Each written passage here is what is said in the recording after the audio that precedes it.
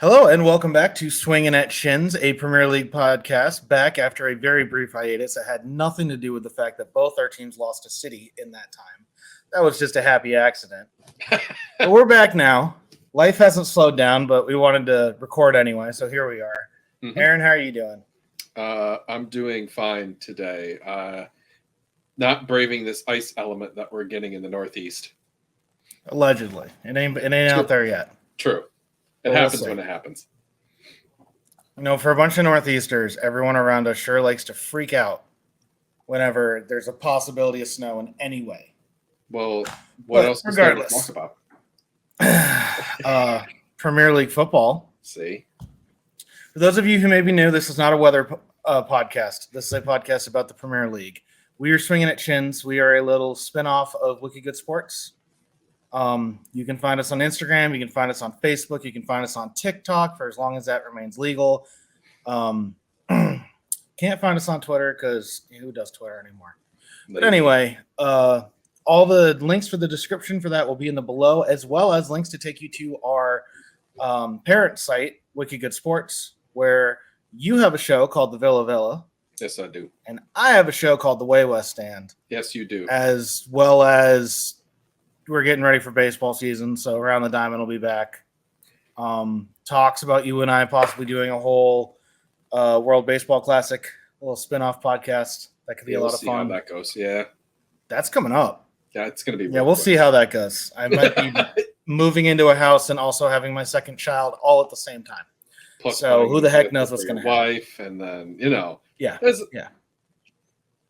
Having a kid's weird, man. Like you have more time and less time at the same time. But anyway, we are talking about the Premier League, and we have 2-ish match weeks. This season's so screwed up. There's no actual nice delineation anymore. But we have 2 match days to go over. So let's get right into it. Big thing that happened when we were supposed to record last week, it didn't end up happening, was City beat Arsenal. It was a 3-1 win at the Emirates. They are the first team to beat Arsenal at the Emirates in like a year or something. Mm-hmm. Fortress Emirates was not there. However, and we're going to get into it. I don't know. We'll talk about it. I got to save my time. We got to keep going.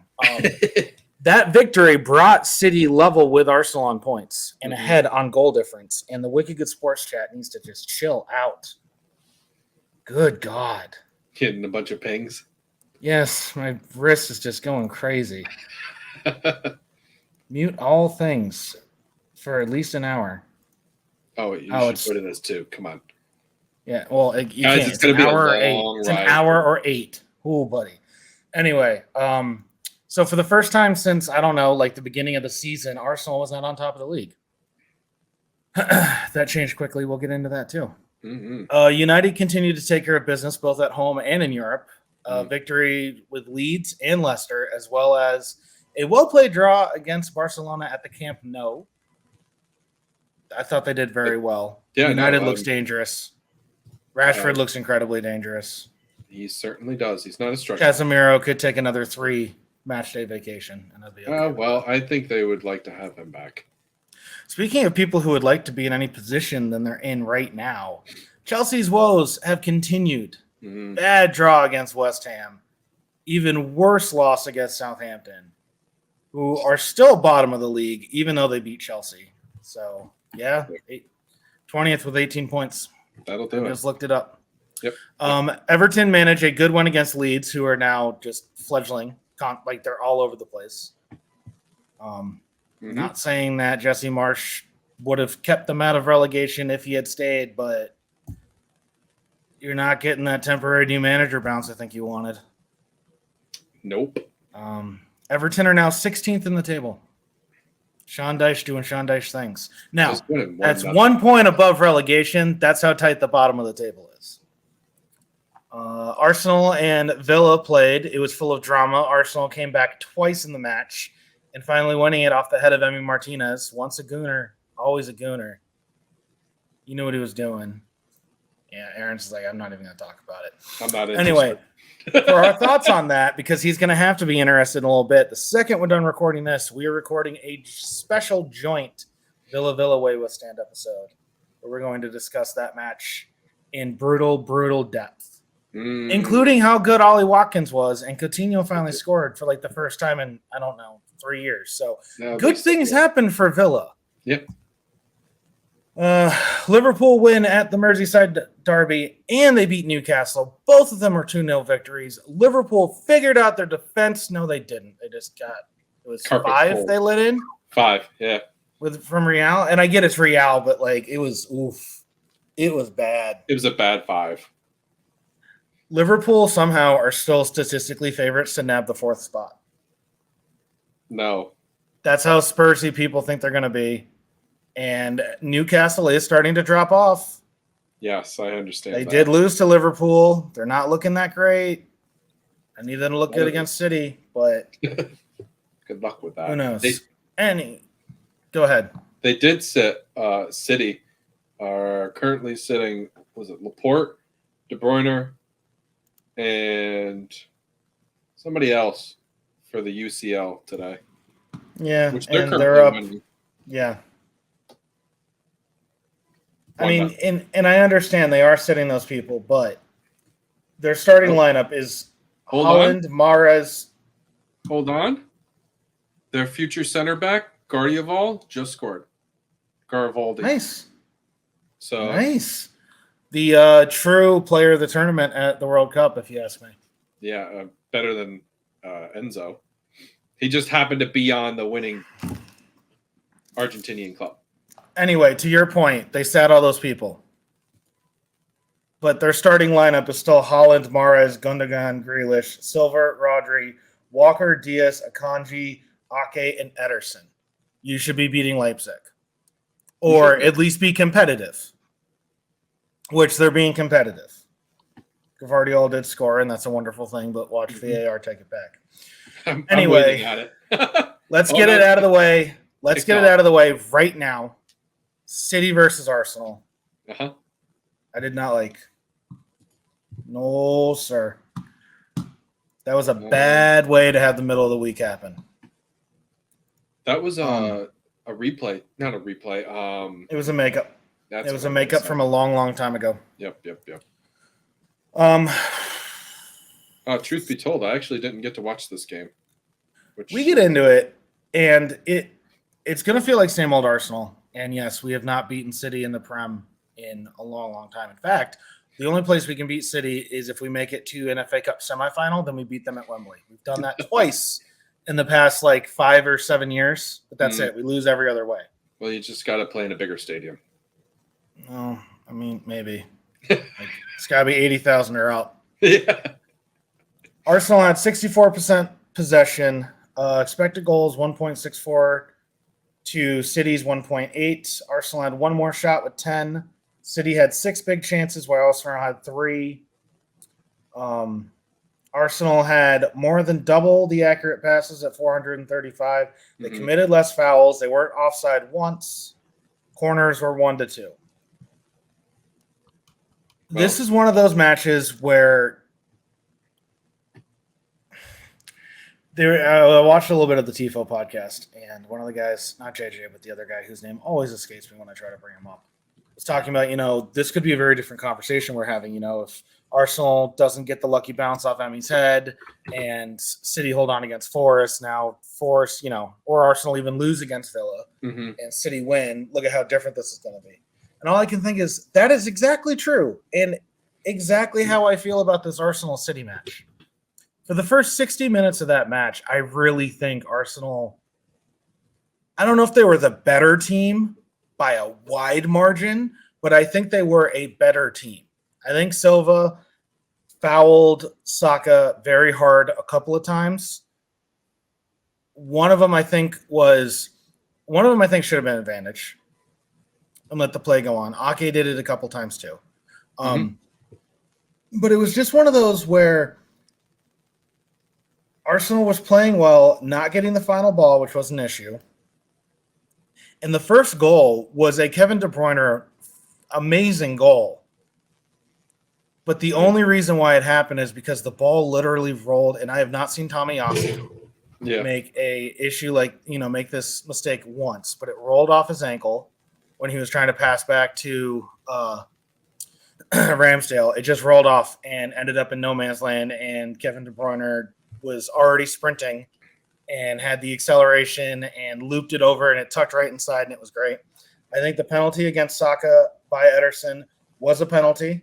I think the only reason why anyone is saying that it wasn't was because it was by a goalie, but he did not even attempt to go for the ball. He jumped into him with his arms out like this and just went, oh, man, I hope I do something, and he got all Saka and none of the ball, and that was it. There was a penalty shout later in the match, but at that point, it had started to get away, and it was 2 quick City goals. Is this what it was? It was. They tend to do. They stack goals, they bury you real quick, which is I'm out. To a point, against the run of play in a lot of ways. 3-1 is not flattering to. I think it's flattering to City. 3-1 is not flattering to Arsenal. I do not think this match should have been 3-1. In fact, fairness would probably have been a 2-2 draw. And the expected goals say that. Yeah. Maybe a 2-1 loss.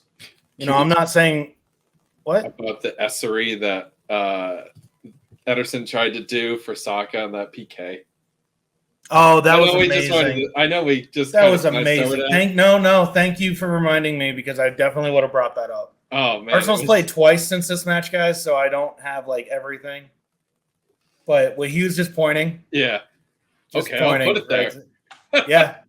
Saka put it exactly where he was pointing, which I think is funny. And I know Ederson's trying to get in his head, but that's where Saka has put his last several PKs. I guess he should have put it there. Huh? And it's like you're pointing to what? Yeah, he has to know where that is. They have cheat sheets on, where tendencies are for PK attempts. It was exactly like the one that Saka scored against Alisson. And Alisson got his fingertips to it. But it's right in the corner, and it's so hard you're not going to get to it anyway. Yeah. I don't know. I feel hard done, and in the moment, I was not a happy boy. I feel like if Trossard had started that match, maybe we get an early goal.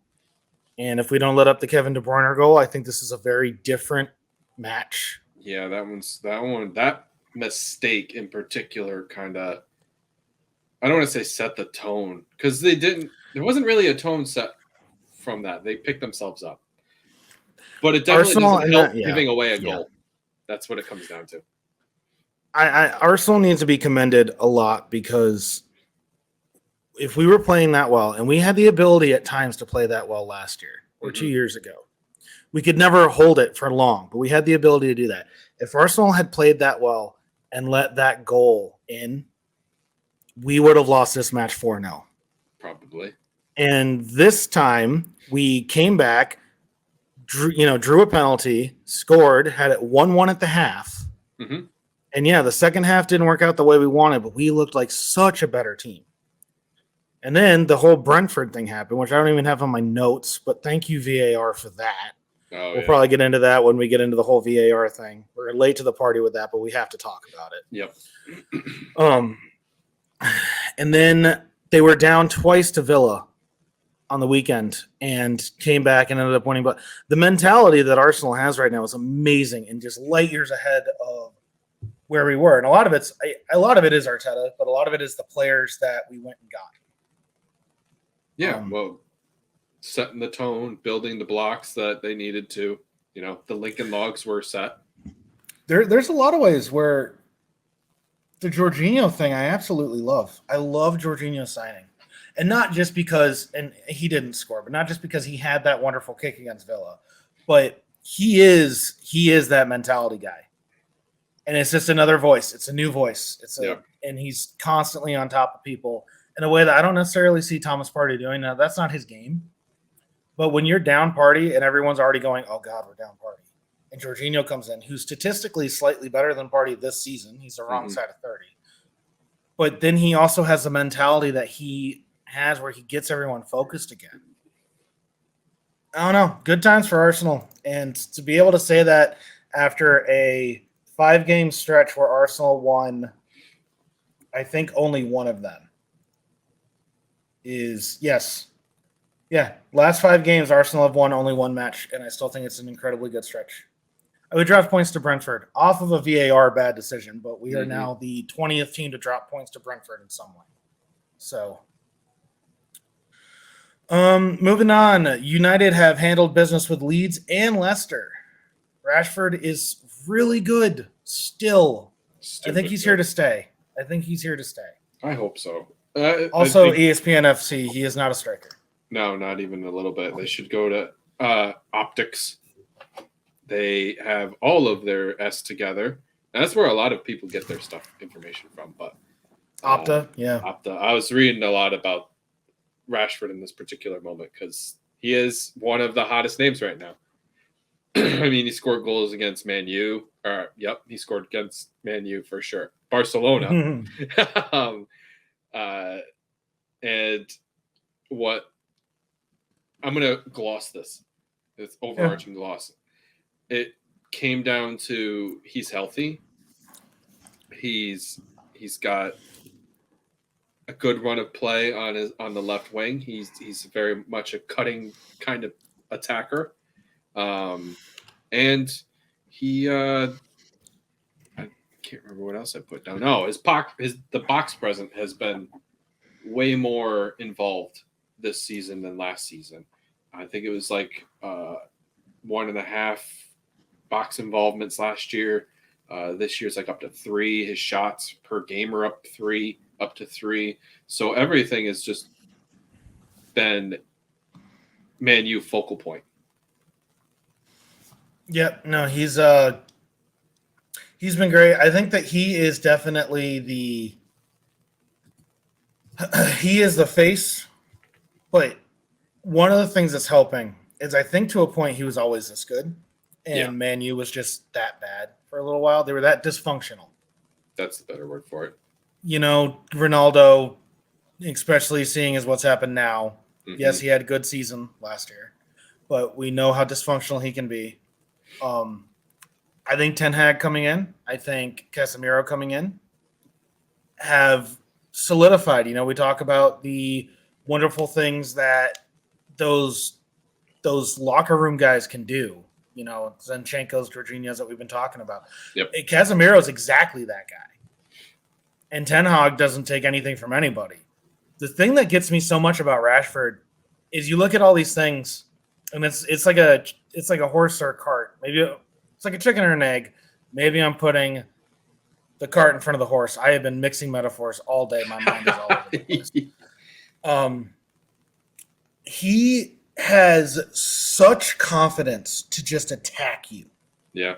And there are so many times, like that goal against Arsenal that he had. That was a right-footed, outside of the foot, looping shot from like 25 yards out. And he just ran up and hit it. He didn't even think about it. Yeah. It was a beauty of a goal. Yeah. And then he's got that wonderful mentality, that first goal against, I think, Barcelona. Garnacho was on the other side yelling, pass, pass, pass. And the smart move probably should have been to pass. But his confidence is so good. He just slotted it in the side netting. That was it. Yep. You don't mess with a man when he's in form. This man is in form. Yeah, you definitely don't want him second guessing himself. I mean, I do. You never walk away when you're on the heater. Listen, we're taking gambling out of sports. You see that article today? No, come on. The government and the Premier League are going to apparently close to an agreement to have no more shirt sponsors be gambling. Whatever. Whatever. That's going to screw a lot of people over. Because someone else will fill the void. Oh, well, I'm sure. But the problem is now like 60% of clubs are going to have to look for a new sponsorship. Oh, including Villa next year. Yeah, I was going to say I don't remember what the sponsor is, but they're getting paid $12 million from them. It's a betting. Oh, I know it's a betting one, but I just don't remember what the exact name of the betting is. I know a lot of people. I saw guys were upset. Like, it's 150 year. We're getting a new badge. I wanted it, but it's got betting on the front. And I'm like, what the fuck is a kazoo? Like, and honestly, I know what it is. It's a redundant question, right? But like, if you had CarMax on the front, I wouldn't like it. You know? Yeah, It's like the old Man United jerseys that had Chevrolet in the front. those were disgusting. Oh my God. Either say Chevrolet or put the logo, but do not do both. I think if they went with just Chevrolet or Chevy, just shorten it and call it Chevy instead of the logo. I never liked the logo on their jerseys. It looked awful.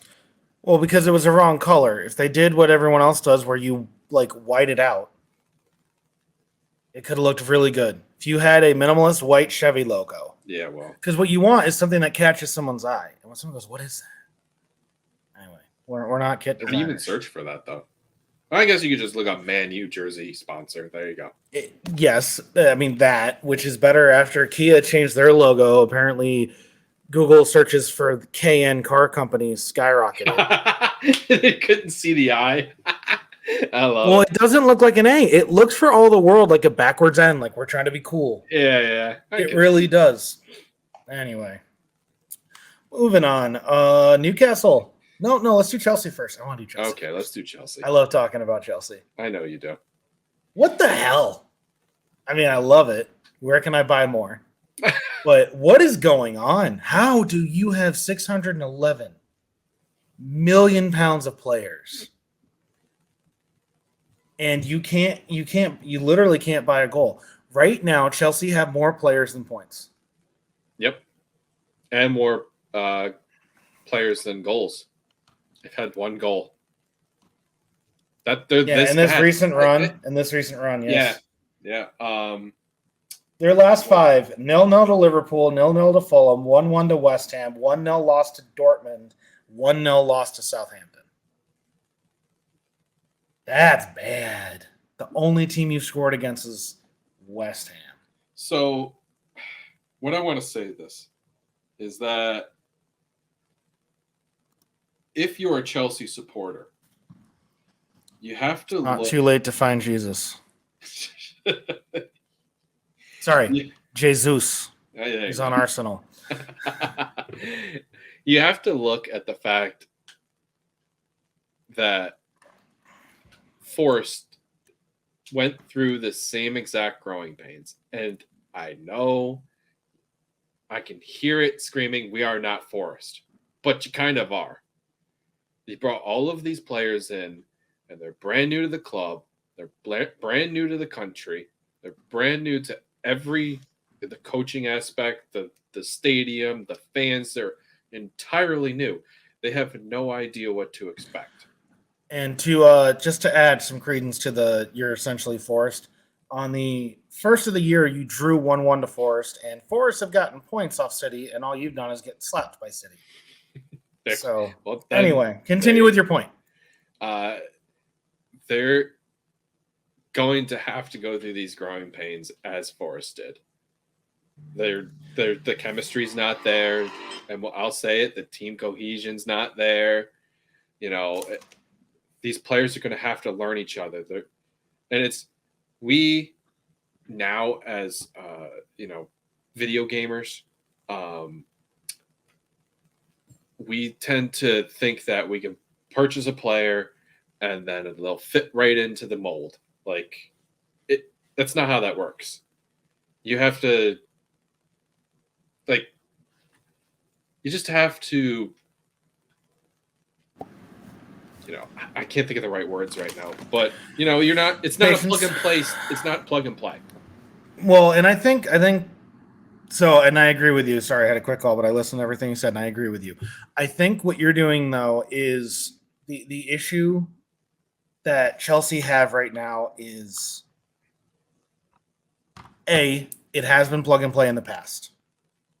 I mean, when Abramovich bought them and Mourinho came in and they bought all these guys, and then suddenly they were putting up record point totals in the Premier, and that was overnight. So in Chelsea fans, a lot of them became Chelsea fans when that happened. That's what they remember. I think the main issue is, why did you do this? You were third last year. Mm-hmm. You're in the Champions League. You have good bones. Do you want to set yourself up for the future? Yes, you do not have to do it in a night. Rome was not built in a day. You're doing all these things. You're going to have financial fair play coming down on you. Or if you have done the thing with the contracts that you've done, you're strapping yourself. Yep. You watch this happen in American sports all the time. There's only so much money you can have.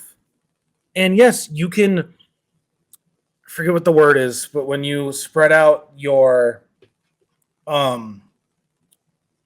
payments over enough time, Okay. you can, avoid financial fair play. But what happens when you need to buy someone else? You're still going to be hitting on the same years, right? So Yeah. it's not sustainable. It's sustainable if you win, and right now they're not winning. And the other thing that absolutely boggles my mind, I don't know if Boley is just looking at highlights from the middle 2010s and thinks that Aubameyang can be their savior, and why I bought him, why isn't he fine? That was so But stupid. you spent all this money, and the only striker you got is not necessarily Premier League ready. And you're not getting him till the summer. He does nothing for you now. Right. And right now, you should be third again or fourth. Chelsea should be in a Champions League spot. Yes. If they didn't screw with everything, they should be in a Champions League spot right now. I understand at the beginning of the season didn't happen the way they want. Spurs is spursing it up right now. Liverpool has been dropping points all season. Newcastle is now faltering. They should be right there to take it, and they're not doing it. And I think everyone's going, we spent $611 million, and I don't know why. Mudryk isn't even starting right now. Yeah, I saw that. He was on the bench, came off the bench. And this is one of the reasons why I didn't want Arsenal to get Mudryk when we were talking about 80 million, is because he doesn't start. Maybe sometimes over Martinelli, but when we're playing Man United or City or the North London Derby, or when we go to Anfield, I'm putting in Martinelli and Jesus and Saka if everyone's healthy. Yeah. And Mudryk's not going to be in there, so you just went and spent $80 million on a bench guy. That's not smart. So I want to bring up the oh my gosh, his name just dropped out of my head. We literally just said it. The Mudryk. Nope. Coach. Enzo. Coach. Oh, Potter. Nope. Other. Mid 2000s. Oh, Mourinho. Jesus, God, that hurt, guys. I'm sorry. You felt the pain through the waves. Guys, there's a lot of life happening in both our lives right now. It's okay. He may not be at top. He's a better coach. He's a better coach than Potter. And I think that he knew how to deal with the caliber of players that he already knew how to deal with those types of caliber of players. Potter doesn't know how to deal with those caliber of players yet, or if he's given the time to even, process what he has. So I think there's a little bit of a lag there. Mourinho also had a way of playing that was new and fresh and brought something to a otherwise somewhat stagnant league. Yeah. You know what I mean? And now, so now everyone has a new way of playing, or everyone is perfecting the ways that we are. Mourinho came in when it was ripe for a change. Mm-hmm. And some teams got left behind for a bunch of different reasons, but some teams that were at the top for a long time got left behind because they didn't handle the tactical change. Mm-hmm. And some older men had to be let go of their duties because they couldn't do it anymore. Yep. I do agree with you. Mourinho's a better coach than Potter. I don't know anyone in the world who would say differently, and I say that as a guy who puts on his Christmas list every year Jose Mourinho's head on a stick because he absolutely drives me crazy. But he's so entertaining.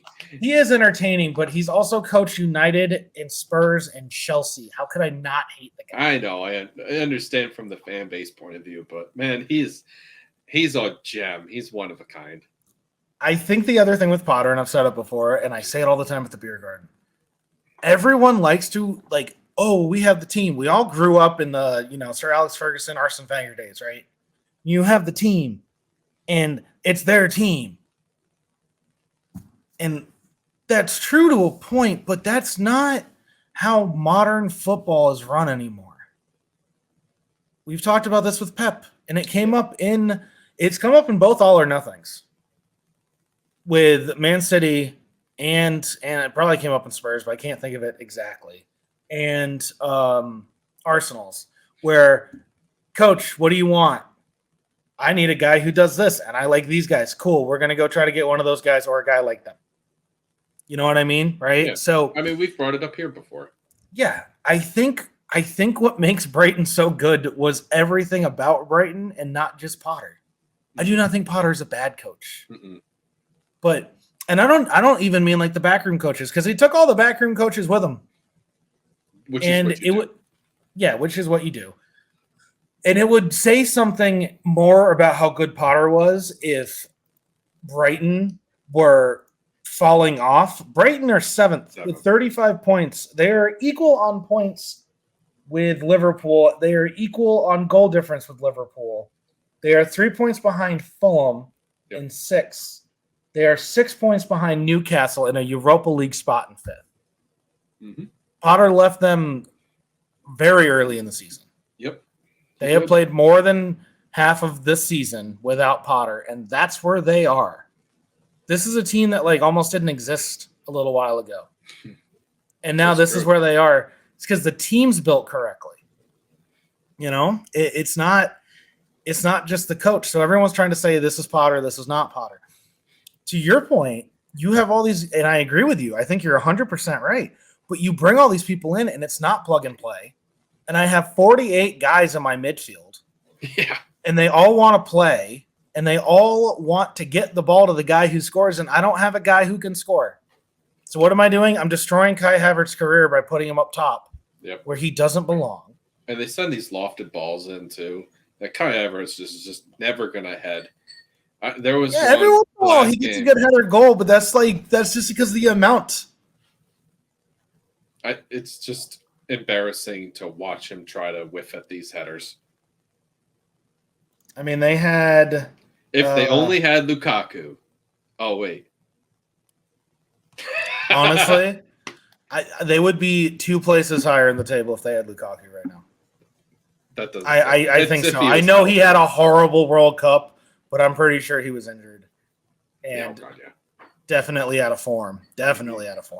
But no, they're starting David Fofana, who's a 20-year-old Ivory Coast guy, up top. He played 45 minutes. He was subbed off in the 46th minute for halftime. Raheem or Wesley.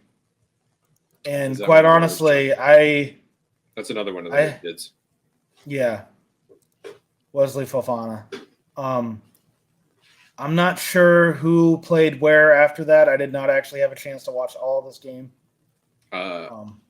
I did, but when you go up against Southampton and you give a free kick away, that is oh my god. Yeah. First off, if you're ever playing Southampton, it's 24 yards out. Yeah.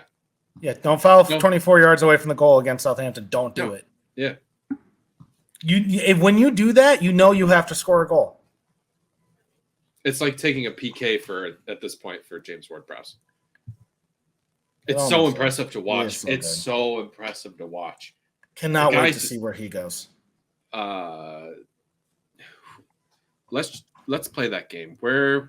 I know we said Liverpool first off, but what are you talking about? Where would he play in Liverpool's wonderful midfield?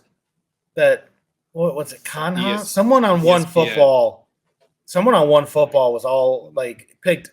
It was One Football, and it was the combined Liverpool Real Madrid, and it was all Liverpool midfield. And Modric won. I'm not even going to get into Tony that. Cruz Let's play this there. Game. Yeah. What the hell? Jerks. You big dumb idiots. All right. Chelsea? No. He's too old to get 8 years. That's the only reason why it's a no. Well, they could get him for cheap, though. All right. So realistically, not Arsenal, not City, not United. Maybe Spurs. I can see that. Maybe Newcastle. I could see that. I could see Fulham. I could see Brighton. I don't think he fits Fulham's midfield. They have Paulinho is a pretty good break up the lines kind of defender, midfield defender kind of style. So I think they like that, and they already have Pereira, who controls that midfield pretty well. So I don't think Fulham would be a good fit for him. I got it. Go for it. Because they're staying up. He goes to Everton. Oh, now you're flopping. You're hopping the Everton fence. They went and got Dyche. I don't think so. You don't think they're I don't staying thi- up, or no, you no, don't no, think he sorry, goes to sorry. Everton? I don't. You're correct. I don't think he goes to Everton. Who do you think he You goes know, to? actually, so James Madison's going to get sold, I was gonna think Leicester and then too. Leicester. I almost said Leicester. Who do you wait? Where does James Madison go?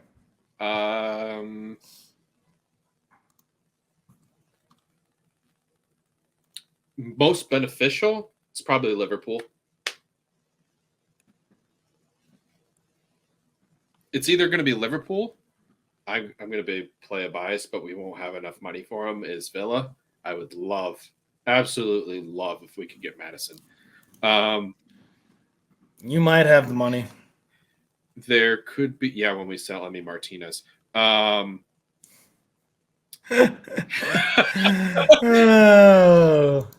I don't know if I like the idea of him. I don't know how long Ericsson's contract is, so I don't know if that'll work. I think he could probably go to City. I think City would really enjoy having that type of creativity. And he's an English player, so it'll also help them in Champions League for registration. I think he's going to take a look at Calvin Phillips and say, I don't want to go retire. Calvin Phillips has had a lot of injury issues. He had come back from – and also he gained a lot of weight. So Pep didn't really enjoy that situation either. All right. Ooh. You're going to hate it. Go ahead. Spurs would be another spot for them. For Madison? Yep. I could see it. The only reason why I'm not sure on Spurs is because Spurs is so – wow, Spurs is fourth right now. They overtook Newcastle by a point. Huh. They're stingy with their money, though, and that's my problem with Spurs. They spend their money. I don't think that they would be willing to pay the tax. They need somebody though. They need creativity. And I think James Madison's the guy. Yep, but I don't know if they're going to be willing to pay the England tax. Oh, probably. Speaking of England, let's get into my favorite thing in the world. Every football fan's favorite thing about modern football. The thing that defines us as fans. VAR or VAR, the virtual assistant referee. Give me the VAR version right now because we all hate it. Oh. It's brutal. We went back to the Stone Ages. This is first season all over again.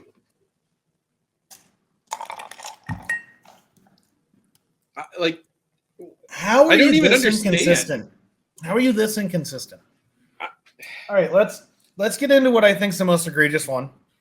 And I think you're going to agree, even though it happened against my team. How do you not draw the lines? I actually think Brighton one was worse. One job. I know, but you didn't do your job. You didn't do the one thing you're supposed to do, which is to draw lines. That's it. That is your job description. No, it's right. No, it's fair. Now, was the Brighton one more egregious from a holy crap standpoint? Maybe, because it was a very tight offside, and it's the type of thing that if the line judge doesn't get that, the sideline referee doesn't get that in the moment. Yep. Especially because it was a very pingy ball. Yep. It was if he doesn't get that, that's fine.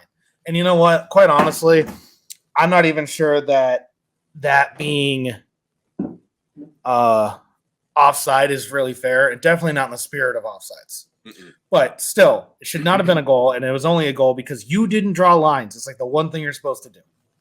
So that's egregious. Walk me through the Brighton one again. Refresh my memory. It was a pass. So it was working on the left side, and Estupiñán is the guy who ends up taking the shot. I can't remember if Matoma feeds him but it was extremely close. And I want to say they looked at the wrong person for offsides, and they should have been looking at Dunk instead of Yep. I'm just looking at Bettel- this. Bettleman. Brighton's Purvis Estupinan was denied the opening goal at Crystal Palace for this offside decision. Oh, it was such a gorgeous goal too. And That was so sad. And that game ended up being 1-1 draw. Mm-hmm. So that took away 2 points, potentially, depending on how that played out. But assuming we add a goal to the final score. Well, and it's definitely hard to think that the game wouldn't have been even more in Brighton's favor if they had the opening goal. Right. You know, it's not if this is a Palace goal that was allowed to stand that shouldn't have. Yeah, the butterfly effect plays a little bit more, but this is the opposite. Yeah. This one, Serie A did this early in the season where they had a goal that was offside. It's called offside. And they zoomed in on the play and they drew the offside lines. Yeah. And they didn't realize that there was a defender that was holding everyone on by the corner flag. Oh, no. And they just screwed up and said, no, not a goal. And it's that's a big oopsie. But I don't know if I would let that one go as much. The problem with, at least they drew a line. My only problem is they zoomed in, and now you're neglecting to look at anything except for that particular, tunnel vision moment. So the first, let's do a brief history, because I feel like to understand why we're where we are, we need to understand how video replay came to be a thing. Aaron and I are huge baseball fans, and I remember when Yogi Berra died, there was a comic that came up where he met Jackie Robinson at the pearly gates. Mm-hmm. And the first thing he said was, let's go talk to God and see if you were actually safe. Because there's a very famous play where Jackie steals home in a World Series, and it's Yogi's convinced that he's out, but there's no video replay, right? And there's a grainy video camera from the stands. And you don't know. I've watched it 100 times. Every time I look at it, I think he's out or I think he's safe. It's like, it's the perfect in-between play, right? So for the longest time, even if you had cameras, you couldn't play back immediately. And even then, it wasn't good enough. You couldn't know for sure. And then I think football started at first with challenges. Most likely, yeah, that sounds about right. And the reason why football started it with challenges is because there are no more TV cameras anywhere in the world for a square mile than there is for football. We have a camera that follows the water boy around on the sidelines. We love it. Because football stops all the friggin' time. Yep. And you have to fill all that dead air with something. So we have all these cameras, and refs would get stuff wrong because it's incredibly hard to get it right all the time standing on the field. But the difference was now we can see it. Now we can look at it from 37 different angles and know what actually happened. Mm-hmm.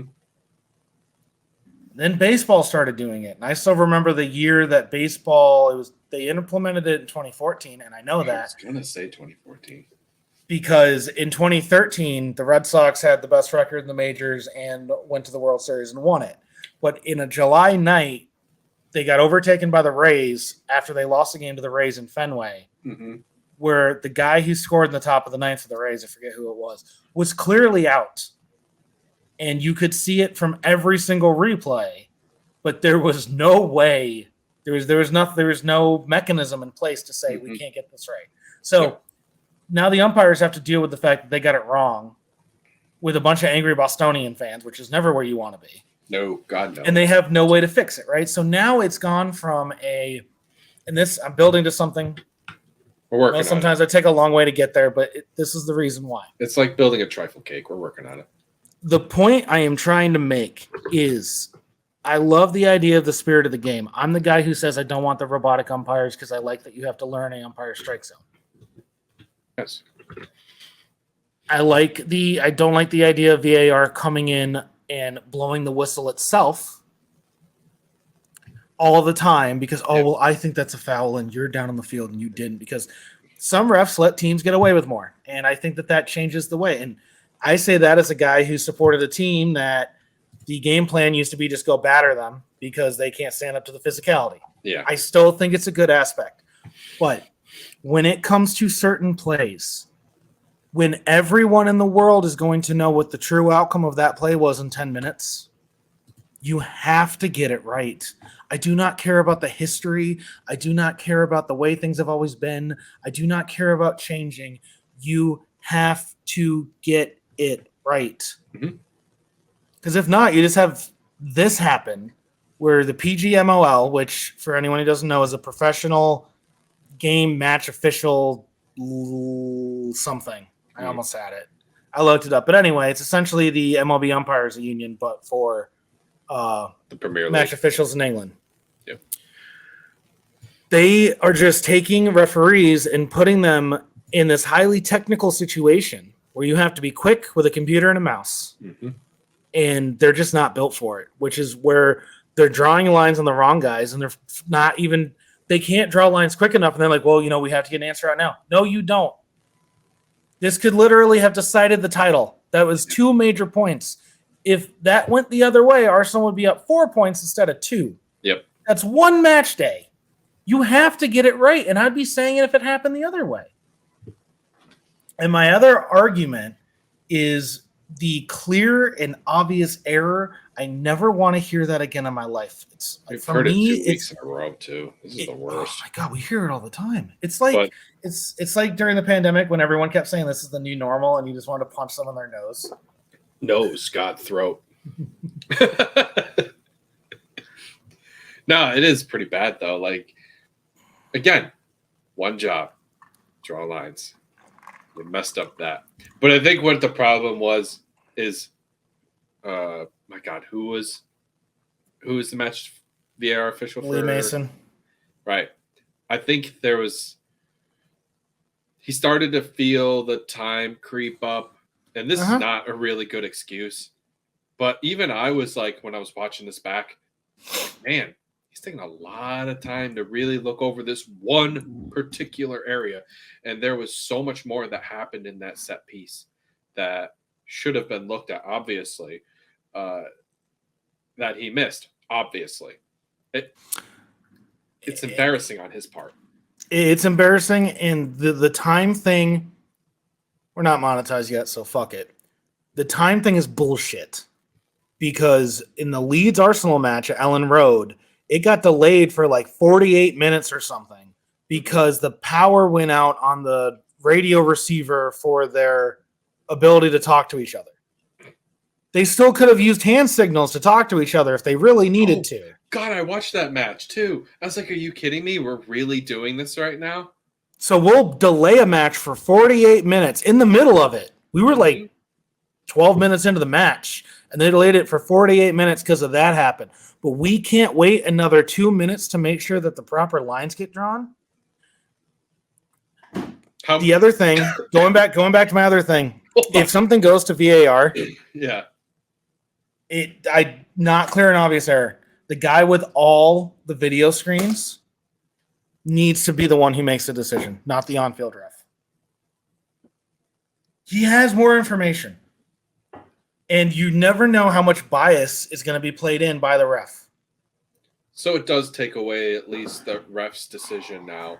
He doesn't have to, go to the video monitor, get heckled by both the fans and the players on the touchline, on the sideline there. So I could see that's a beneficial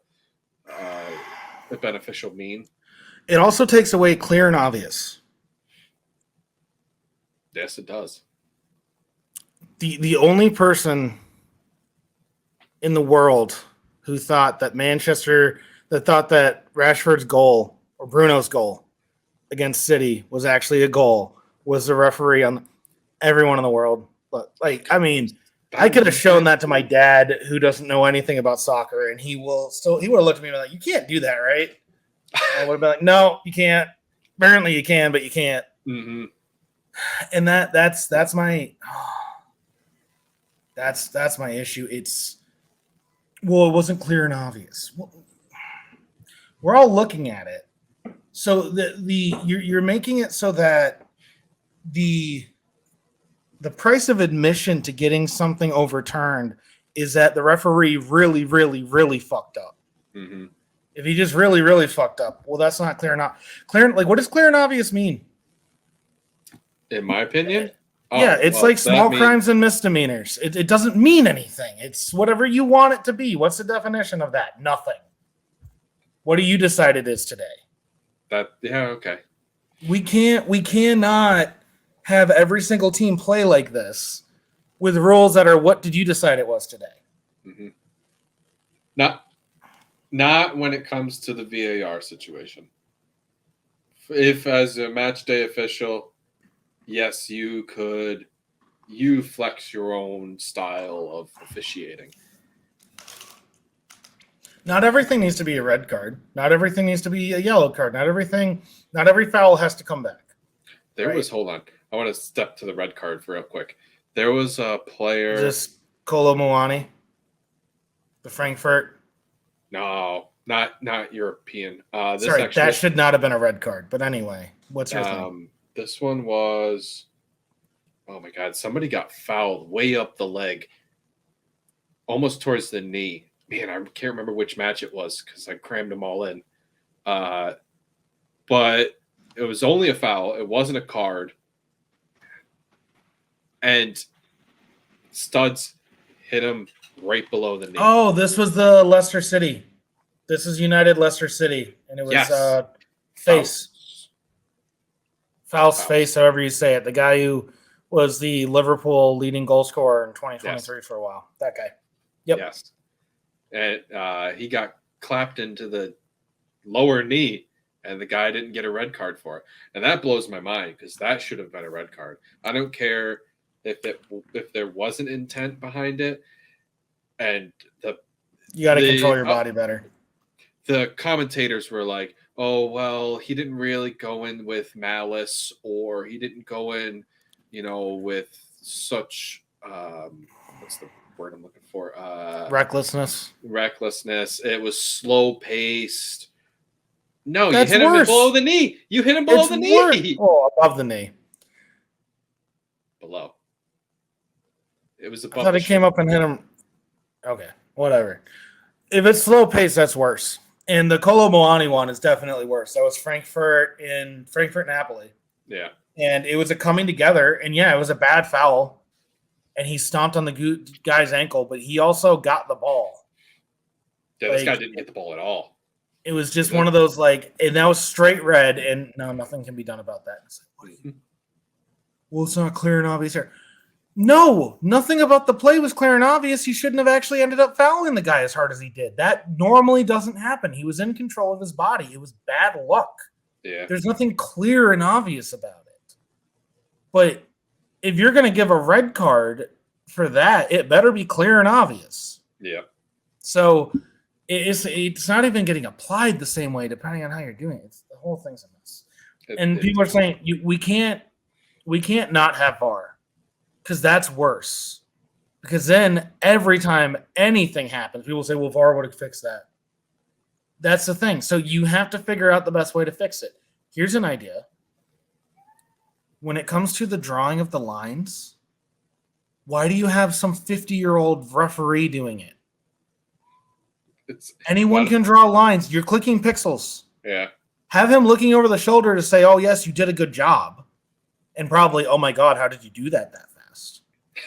But these guys are getting paid how much money to do this? This is too much. I hate this so much. Oh, well, we're old. I don't care.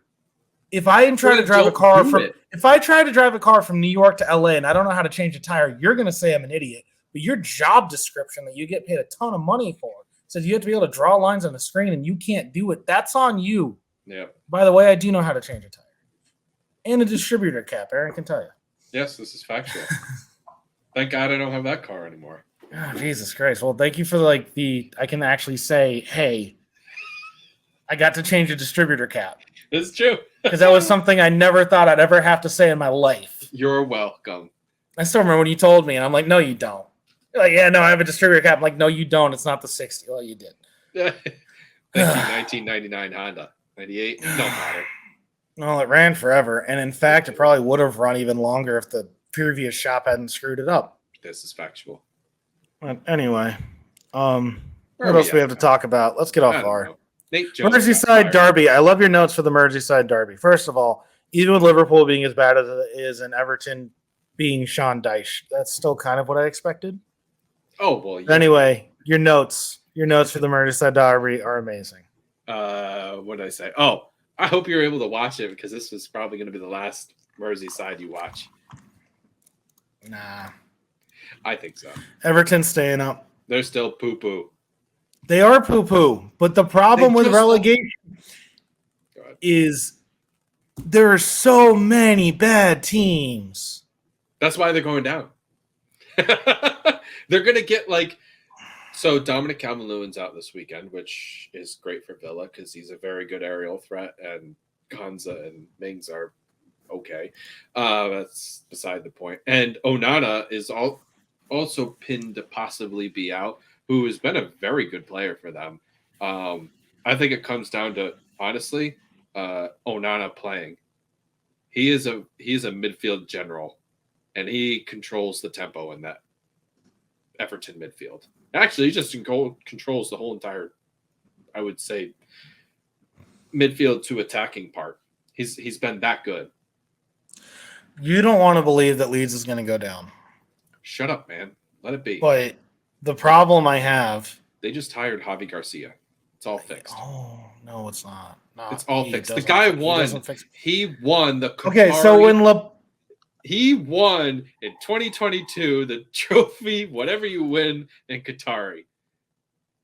For 3 or 4 weeks, I had to sell you.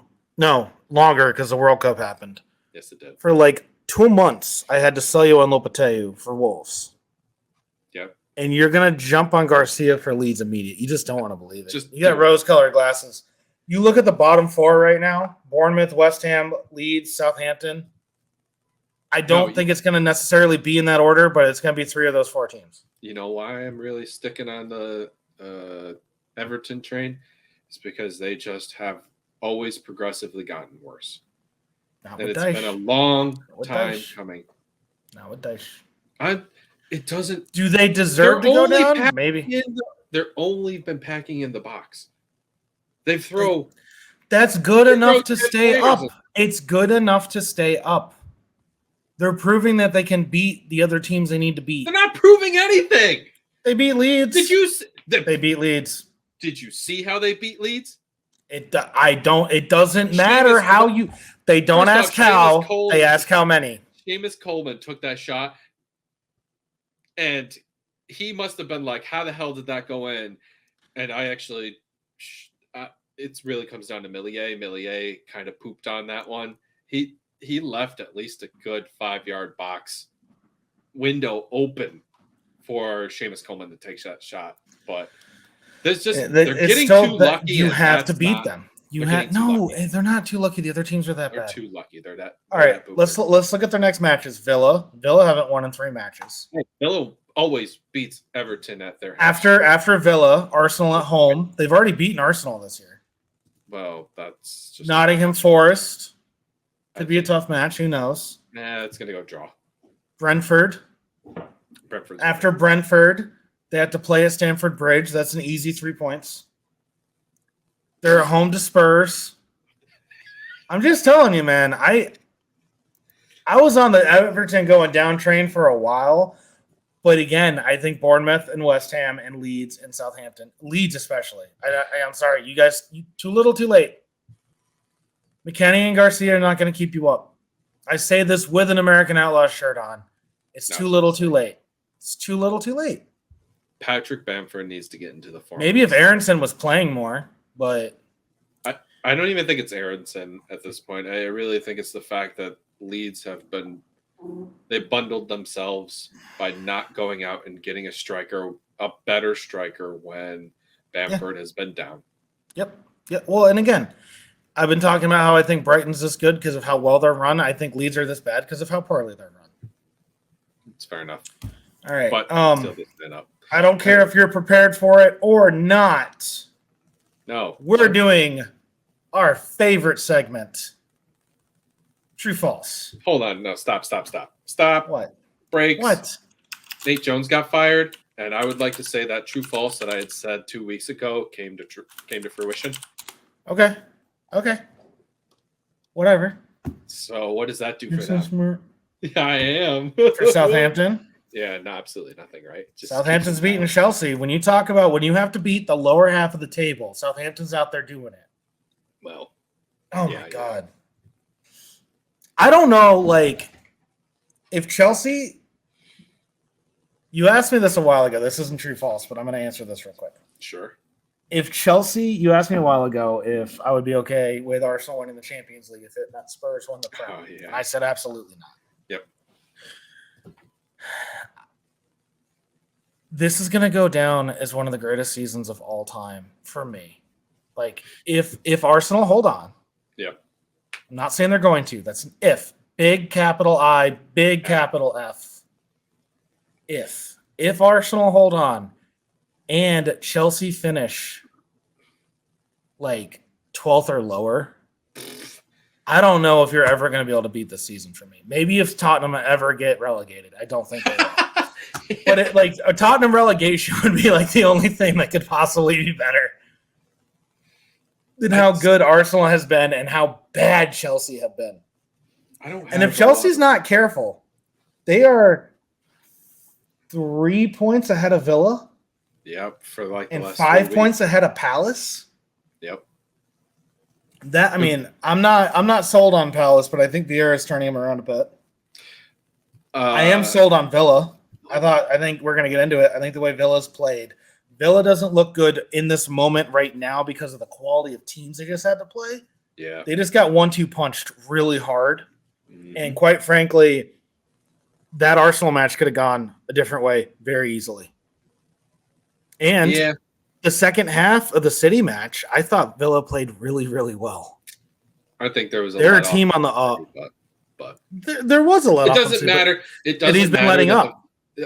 Again, it doesn't matter if City let up. They still went out and played to continue to try to win. That's match made in heaven, man. I'm telling you, match made in heaven. You got Yui, you have Villa in your name.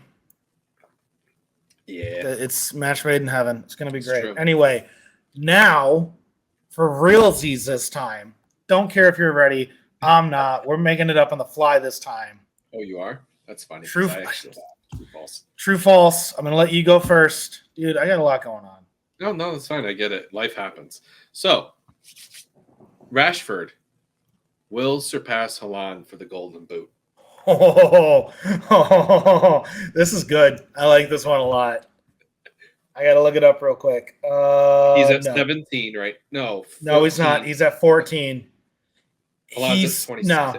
No, but he is going, and this is the weird thing with statistics, right? Yeah. He is not going to pass Haaland because Haaland has 12 more than him now, and we're almost in March. But he will have been on a better pace than Haaland for the majority of the season. The only reason why Haaland has so many is because it was like hat trick. And Haaland has really slowed down. Yes, he has. No, that's false, but I'm going to change it a little bit. Sure. Rashford gets the Golden Boot over Haaland next year. That I will say true to. Okay, because Haaland's going to be playing for Real Madrid because City's going to get sanctioned. Yeah, I don't know about that. I do not know about that. God, it is insane. This is how good he has been. If you look up the Premier League stats on FOTMob, top scorer Haaland, goals plus assists Haaland, goals per 90 Haaland, expected goals Haaland, expected goals per 90 Haaland, expected goals on target Haaland. It's just a wall. And honestly, if it's not his face, you're looking at Kevin De Bruyne. Yep. Interestingly, though, FOTMob rating, people. This isn't true false, but I want to see if you're going to get this real quick. Sure. 2 people are tied with a 7.9 and a 7.9 average rating. I'm going to give you number 3 with a 7.83 is little Chili Bukayo Saka, who Arsenal apparently offered a new contract to this morning. Good for him. Them. Can you name the other 2? So they both have 7.9. Okay. One of their names has been said one time, and the other one we haven't talked about, and it's probably been a disservice that we haven't talked about this guy more. 7.9. Okay, so I'm gonna rule out anybody from Man U. Yep. I'm actually gonna rule out everybody else from Arsenal. I don't think it's another City player. Is it really Haaland is the 7 No. one of them? Who would you say was the third? Oh, Saka was the third. This guy does not get enough love. So, Who in City doesn't get enough love? well, it wouldn't be De Bruyne. Plays in the midfield. Okay. Damn. No, people love Gundogan. Rodri. I was gonna get there too. Rodri does not get enough love. He is so good. Yeah. He is so good, and no one talks about him. No, because he does all the dirty work. He does all the headache, breaking up passages of play, and he's a very good player. This other player does something very similarly. Doesn't play the same position though, so I'm not. Don't lean on that too much. Don't lean on. All right. And plays for a top 5 team.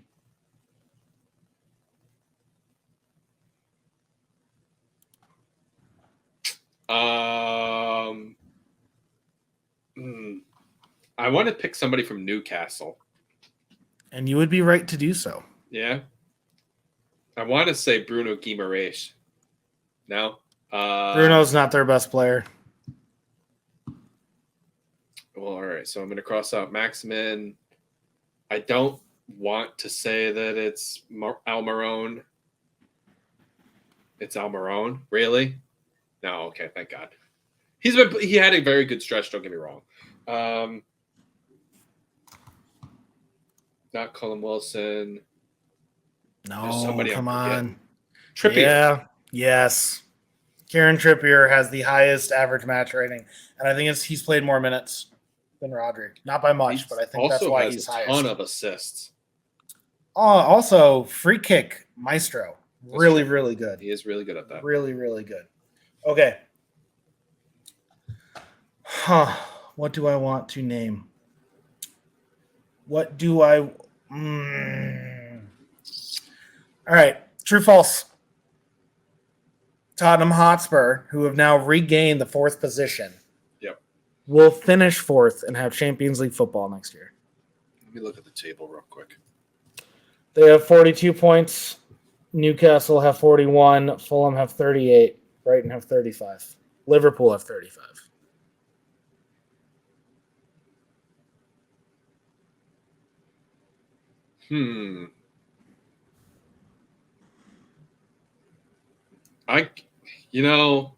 That's probably going to be true.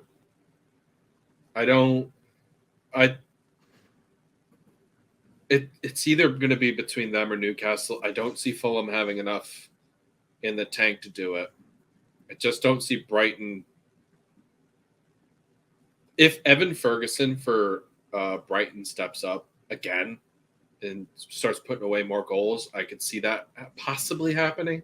Liverpool. We've discussed about it. We'd be beating a dead horse at this point. And Brighton at 9th, I think, are too far away. I think they have too many dips. They are a good team. I will give them that. They did snag a point in the 95th minute out of 96 against Crystal Palace. So they do have that kind of tenacity, but I think the Spurs are actually well equipped to be that final Champions League spot. All right. What's your next one? What is it? So what is the AI system that everybody loves about right now? Chat GPT. Okay, Chat GPT is going to take over for VAR. or as the VAR. That's a true false. Yes. No, because they're not. That's not how ChatGPT works. But I mean, my nerd brain kind of freak out for a second. I narrowed it to AIs, and AI will take over for the video assistant. By like ever? Just for the VAR situation. But like when? Give me a time frame. Well, I wanted to put it as next year, but they won't. I don't think they'll have that. So I'll say 2 years from now. Still false. It is. So my issue is going to be that you use the word takeover. Yeah. I think that they could start implementing artificial intelligence to help them make decisions relatively soon. Automatic line drawing was something that I think wouldn't be that hard to do. Well, that's why I wanted to bring up an AI. But taking over, we're a long way from. It's like that old XKCD. It's like, I want to write an app that if someone takes a picture of in a national park, it's tags as being a national park, and the guy's like, great, I need a day and like $20. Oh, and by the way, if there's a bird in the picture, what type of bird it is? And he's like, okay, I need 10 years and a team of 20 people. Like it scales so hard. So the ability to make the smart decisions is really hard. Now, AI being used to implement and make quicker decisions, probably, because people love the idea of that when you could just pay an intern.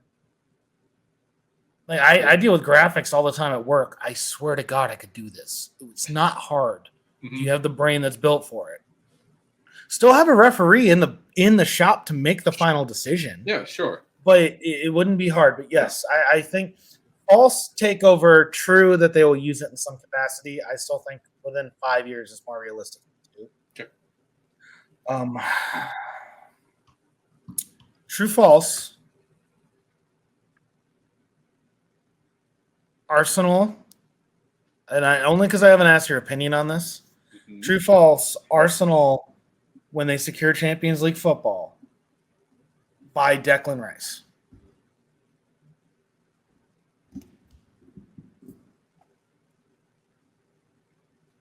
True, because I can't currently think of somebody else who would be more helpful and fit the system immediately than Declan Rice.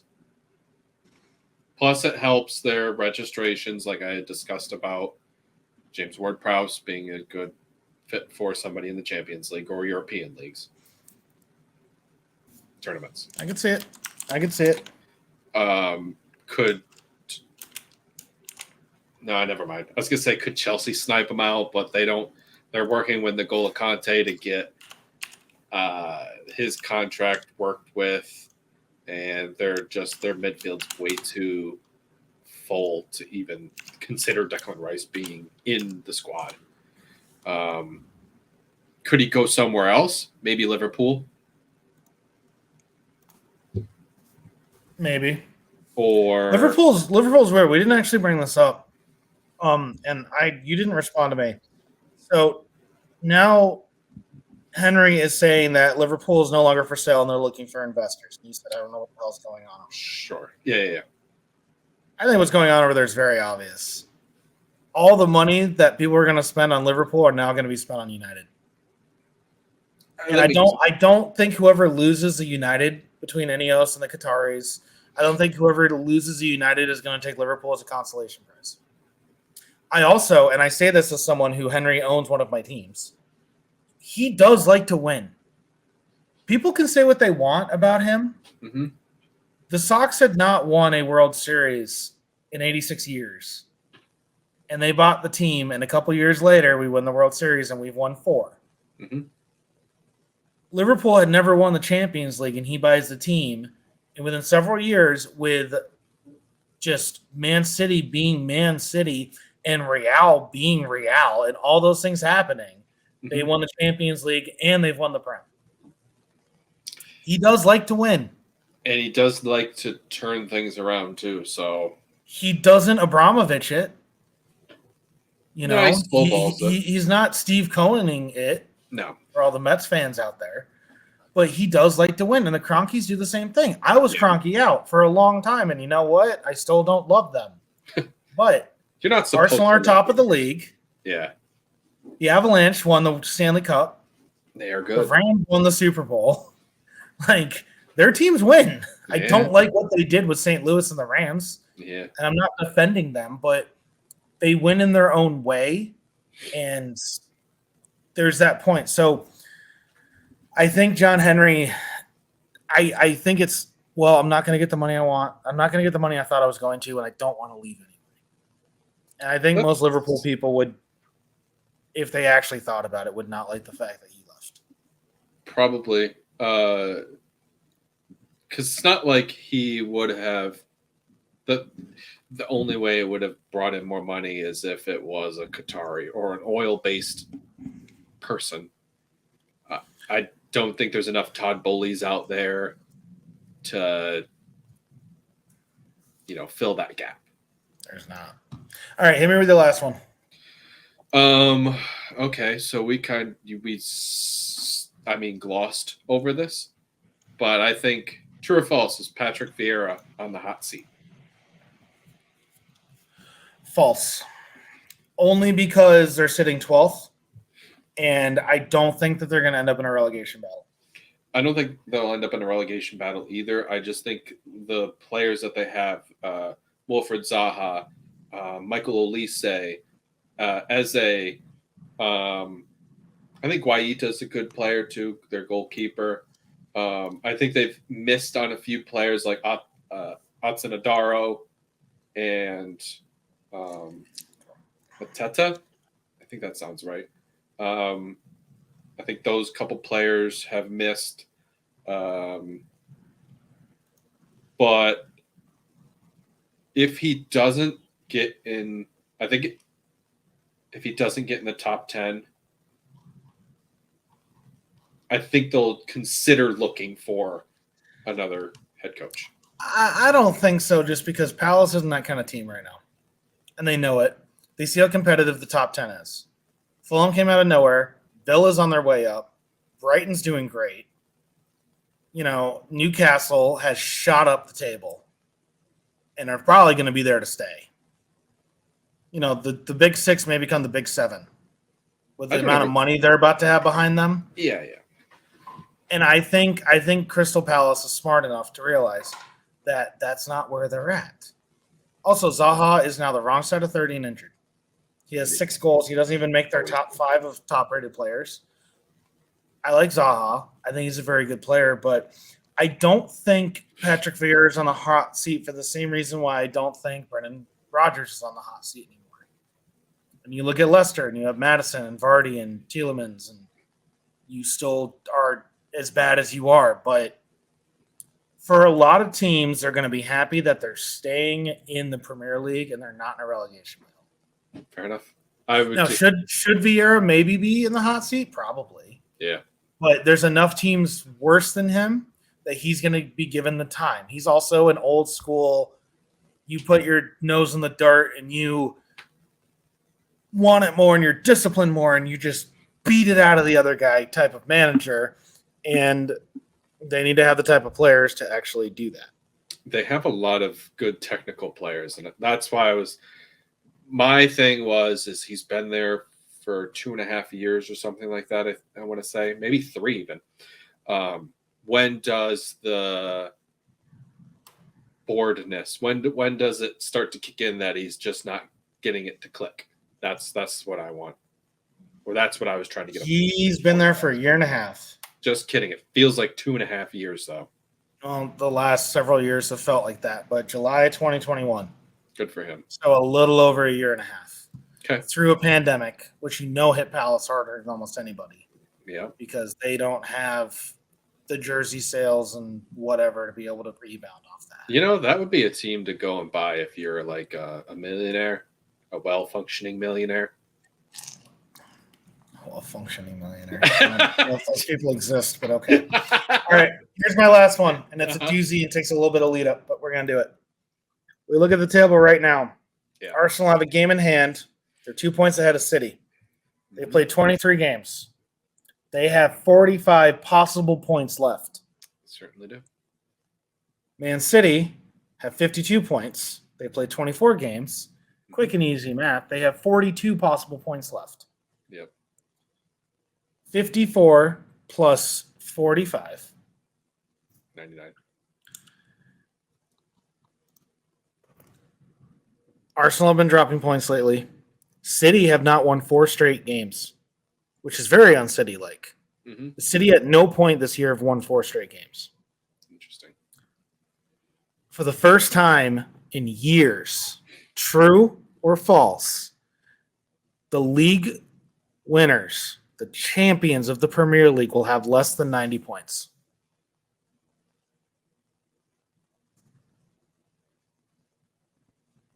Less than 90 points? You think so?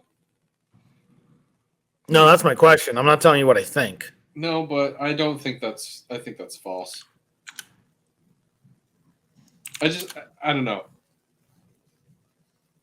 So you're saying that because Arsenal are going to not drop 9 more points. Yeah. I guess technically 10 more points between now and the end of the season. Sure. Or City are not going to drop, just some quick math. City are not going to drop 5 more points. It's possible. I know it's possible. I'm asking what you think. You think that's not going to happen? Yes, I back what I said. Okay.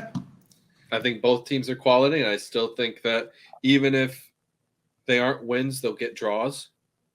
So out of that 45, we'll say like 4 of them are draws. No, we'll even say so 45 and 4. I'm not. Every draw minus is 2. So 2 times 4 is 8. So Okay, if they so draw that'll be 4 91. times and don't lose any, but Arsenal still have to play City away. I still think it's probable, and I think it's somebody will have 90 points at the end of the season. So looking forward, and I know this is me on my high perch, top of the league. Look at me.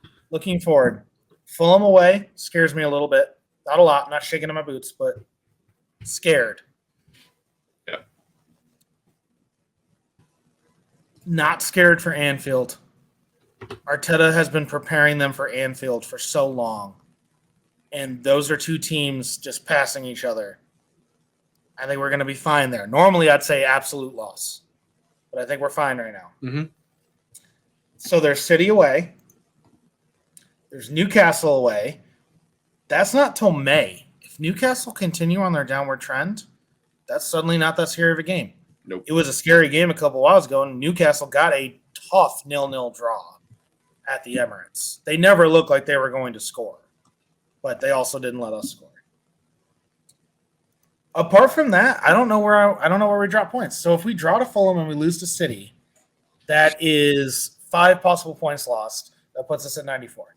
So I can't believe that Arsenal will score 94 points because I'm an Arsenal fan and I have been for a very long time. But I do think you're right. I think that's true. I think that's false. I think that whoever wins the league will have over 90. Yep. But this is the first time in a while that we can even have this conversation in the end of February that maybe not. So in 2015-16 season, Leicester won with 81 points, right? True.